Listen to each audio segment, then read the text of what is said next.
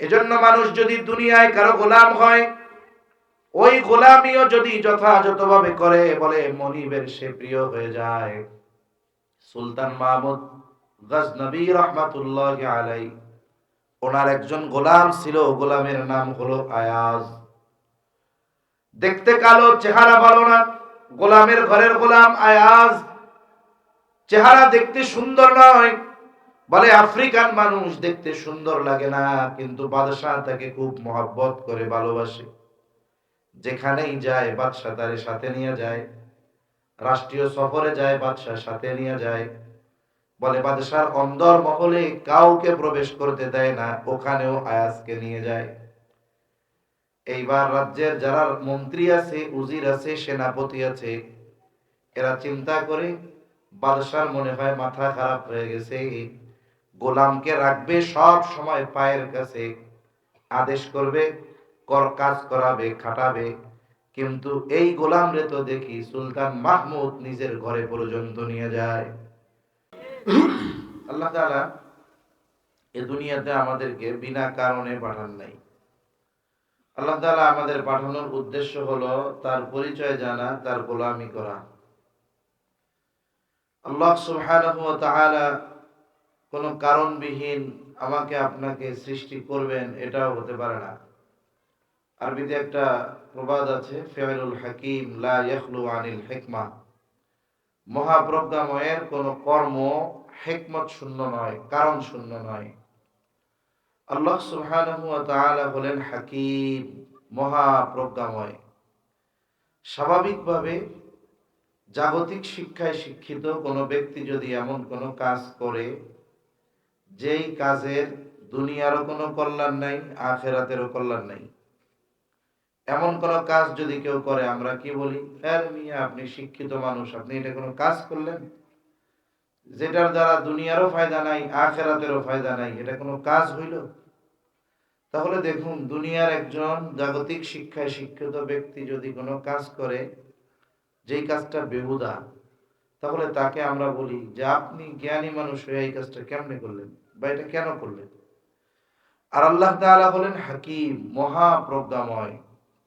তিনি আমার আপনার মতো মানুষ সৃষ্টি করবেন একেবারে কারণবিহীন, এটা হতে পারে না।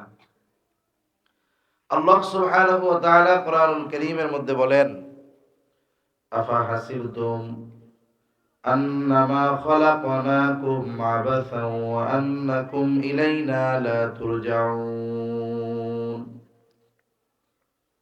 আল্লাহ রাব্বুল আলামিন বলেন, তোমরা কি এটা মনে করো নাকি যে আমি তোমাদেরকে কোনো কারণবিহীন সৃষ্টি করেছি? আল্লাহ রাব্বুল আলামিন বহু প্রশ্নের জবাব, যে মালিক, কেন তাহলে আপনি আমাদের সৃষ্টি করলেন? আল্লাহ তাআলা খুবই গুরুত্বপূর্ণ, অল্প কথায় অনেক প্রশ্নের জবাব দিয়ে বলেন, ওয়া আন্নাকুম ইলাইনা লা তুরজাউন, যে তোমরা আবার আমার কাছেই প্রবর্তিত হবা, আমার কাছে ফিরে আসবা। তার মানে সৃষ্টি করছি এটাই শেষ নয়, আবার তোমাদেরকে আমার কাছে আসতে হবে। তাহলে বোঝা গেল, এমন নয় যেমন অনেক সময় ছোটবেলায়, এখন তো বাচ্চারা মোবাইল টোবাইল নিয়ে খেলে, ছোটবেলায় আমরা খেলাধুলা করতাম, বাচ্চারা ছেলেরা কি খেলতো? বলে অনেকে ঘর বানাইতো পাটখড়ি দিয়া, এরপরে কলার পাতা দিয়ে সুন্দর ঘর বানানো হইতো। যখন সন্ধ্যা নেমে আসতো, বলে বাসায় ফেরার সময় যখন হইতো, ওই ঘর ভেঙে সবাই চলে আসতো।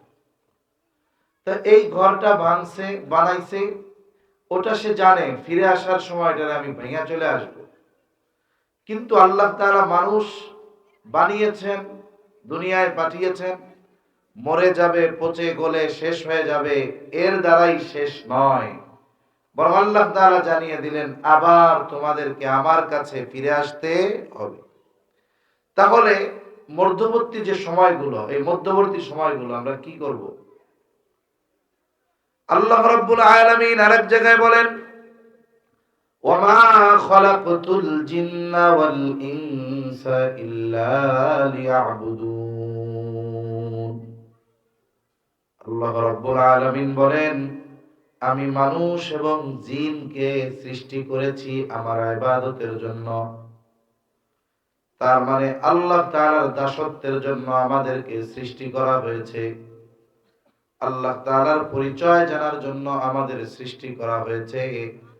কারণ কোন মুফাসসির এই জায়গায় লিয়াবুদুন কে ব্যাখ্যা করেছেন লিয়াসরিফুন দ্বারা, আল্লাহর পরিচয় লাভ করার জন্য সৃষ্টি করেছেন। তার মানে যেই ব্যক্তি আল্লাহ তাআলার পরিচয় যথাযথভাবে জানতে পারে, বলে ও যথাযথভাবে আল্লাহ তাআলার ইবাদত করবে। তাহলে আমরা হলাম আল্লাহর ইবাদতের জন্য আল্লাহ তাআলা সৃষ্টি করেছেন। তবে এই বিষয়টা ঠিক যে আল্লাহ তাআলা আমার আপনার ইবাদতের মুখাপেক্ষী নয়। আমি আপনি যদি আল্লাহ তাআলার গুণগান করি, ইবাদত করি, এতে আল্লাহ তাআলার শান মান বাড়বে এমনটা না। আবার যদি না করি, এতে আল্লাহ তাআলার শান মান কমবে এমনটাও নয়। বরং আমরা যদি আল্লাহ তাআলার ইবাদত, আল্লাহর দাসত্ব, আল্লাহর গোলামি যথাযথভাবে করি, এতে লাভ আমাদের। লাভ কাদের? আমাদের। এজন্য আল্লাহ রাব্বুল আলামিন আমাদেরকে তার দাসত্ব করার জন্য আমাদের সৃষ্টি করেছেন। এজন্য আমরা হলাম আল্লাহ তাআলার গোলাম। আমরা একমাত্র আল্লাহ তাআলার গোলামি করব। বলে দুনিয়ার মানুষ যদি দুনিয়ার মানুষের গোলামি করে দাম কমে যায়, কিন্তু মানুষ যদি আল্লাহর গোলামি করে তার দাম আল্লাহ বাড়ায় দেয়। এই জন্য স্বাধীন সবকিছুর মধ্যে দাম নাই। আমরা মনে করি যে সব যদি স্বাধীন হয় তাইলে মনে হয় দাম না। কিছু জিনিস আছে যখন সে খাঁচায় আবদ্ধ থাকে তখন তার দাম হয়। মনে করেন আকাশ দিয়ে এক ঝাঁক পাখি উড়ে যাচ্ছে, টিয়া পাখি, ময়না পাখি উড়ে যাচ্ছে। টিয়া পাখি সুন্দর লাগতেছে দেখতে। এখন এক বন্ধু বলে খুব সুন্দর লাগতেছে, পাশের বন্ধু বলে ভালো লাগছে, হ্যাঁ, তো যা এই এক ঝাঁক পাখি তোর কাছে বেচে দিলাম, 500 টাকা দে। বলেন তো আকাশে ওই পাখি যত সুন্দর দেখা যাক না কেন, ওই ছাড়া পাখি, মুক্ত পাখি 500 টাকা কেন, 5 টাকা দিয়েও কেউ কিনবে না। নাকি আপনারা কেউ কিনবেন আছেন? ওরকম কাস্টমার বলদ না। যেটা পাগল, কিছু না চিনলে ওটা টাকা চিনি।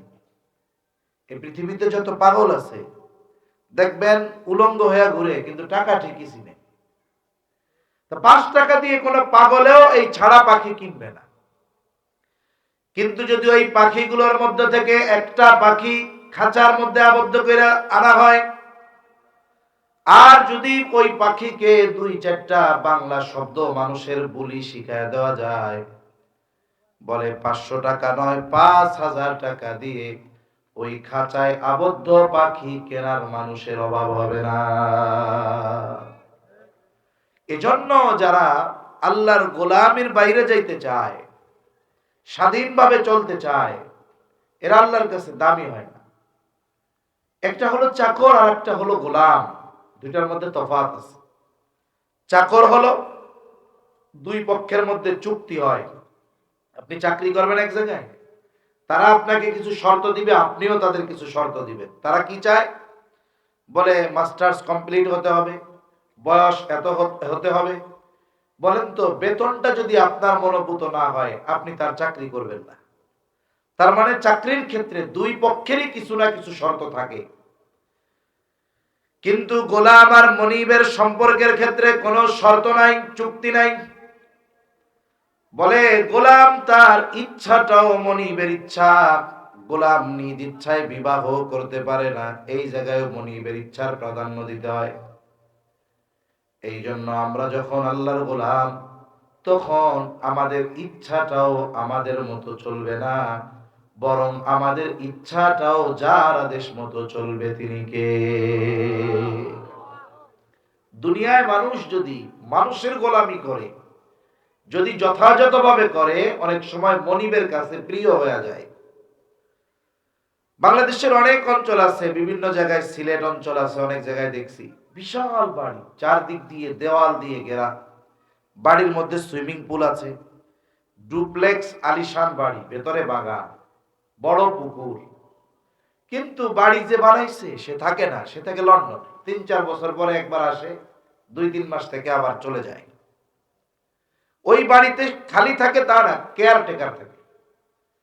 তা এই কেয়ারটেকার ওই বাড়িতে থাকতে থাকতে মনিবের বিশ্বস্ততা অর্জন করতে করতে এমন এক পর্যায়ে চলে যায়, যখন ওই মনিব বন্ধুদের নিয়ে বেড়াতে আসে, ওই বাড়ির যে কেয়ারটেকার চাকর ওর ব্যাপারে যখন জিজ্ঞাসা করে, এই মুরব্বীকে, বলে আমার চাচা।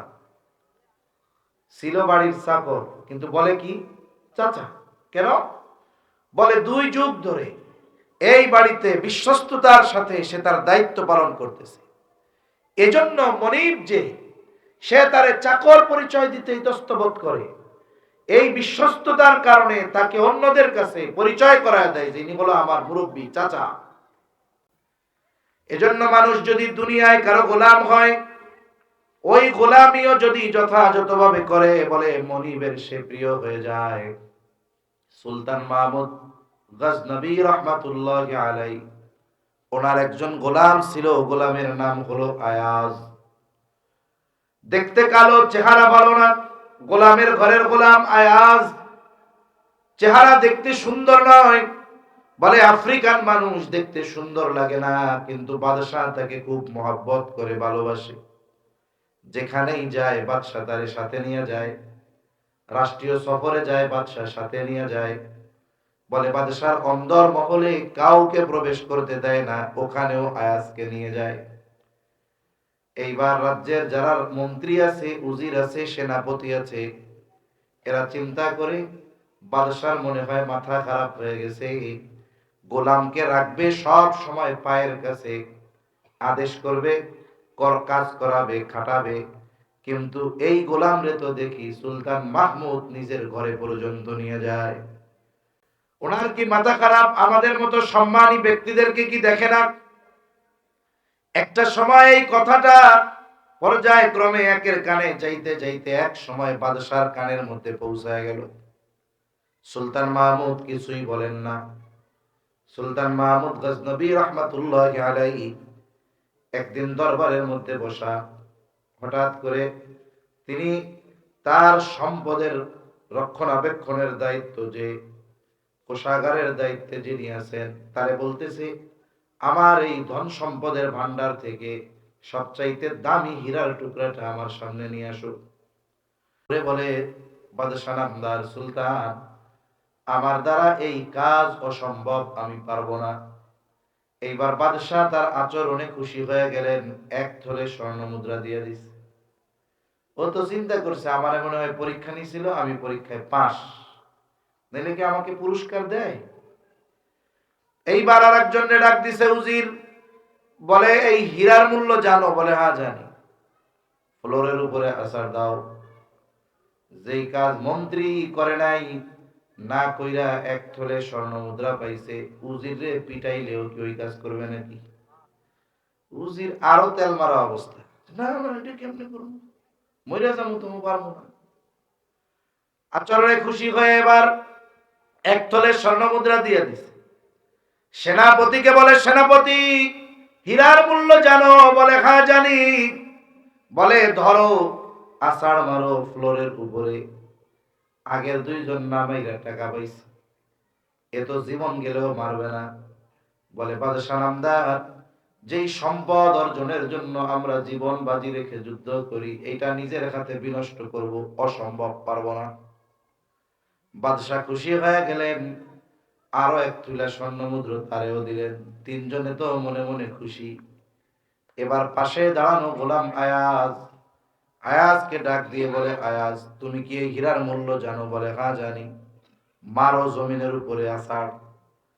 আয়াজকে বলতে দেরি, সাথে সাথে ফ্লোরের উপরে ফলায় দিছে, ভেঙে গেছে, টুকরা টুকরা হয়ে গেছে। সেনাপতি তরবারি বের করে ফেলছে। মন্ত্রী বলে, বাদশাহ নামদার, এজন্যই তো বলি গোলামের ঘরের গোলাম, এগুলোকে মাথায় উঠাইতে হয় না। উজির বলে, আপনি তো লোক আর পান না, তারে সব সময় রাখেন, লাই দিয়া মাথায় তুলে ফেলছেন। বাদশাহ বলে, শোনো, তোমাদেরকে তো একই আদেশ দিয়েছিলাম, তোমরা তো আদেশ মান্য করো নাই, আছাড় মারো নাই। ওরে তো আদেশ দিলাম, ও আছাড় মেরা দিল। ওকে একটু কারণটা জিজ্ঞাসা করতে দাও, আত্মপক্ষ সমর্থনের সুযোগ দাও। এবার বাদশাহ বলে, আয়াজ, যেই আদেশ মন্ত্রী উজির সেনাপতি পালন করলো না, আর তোমারে বলতে দেরি, তুমি আছাড় মারতে দেরি করলা না, তুমি কি এটার দাম জানো না? বলে, হ্যাঁ জানি। এত মূল্য জানার পরেও কেন তুমি নিক্ষেপ করলা? এইবার গোলাম বলে, মনিব, এই হীরার টুকরার দাম যত বেশি হোক না কেন, আমি গোলামের কাছে এই হীরার টুকরার চাইতে আপনি মনিবের আদেশের দাম অনেক বেশি। এজন্য দেখেন, সুলতান মাহমুদের মন্ত্রী কে ছিল ইতিহাসে নাম নাই, উজির কে ছিল নাম নাই, সেনাপতি কে ছিল নাম নাই, কিন্তু সুলতান মাহমুদের ইতিহাসের সাথে গোলাম আয়াজের নামটা আছে। তাহলে দুনিয়ার একজন মানুষ আর এক মানুষের গোলামি যদি যথাযথভাবে করে, তার সম্মান কোথায় চলে যায়? আর আমরা যদি আহকামুল হাকিমিন, তার গোলামি যথাযথভাবে করি, আল্লাহ সুবহানাহু ওয়া তাআলা আমাদের দাম বাড়ায় দিবে। ঠিক কিনা বলেন? এজন্য আমরা আল্লাহর গোলাম, এটা আমাদের জন্য বড় নেয়ামত। কেউ যদি অন্য কারো গোলাম হয়, মানুষের গোলাম হইলে পরিচয় দিতে লজ্জা লাগে, কিন্তু কেউ যদি আল্লাহর গোলাম হয়, গর্বের সাথে পরিচয় দিতে হয় যে আমি আল্লাহর গোলাম। এই পরিচয় নবী আলাইহিস সালামরা দিয়েছেন।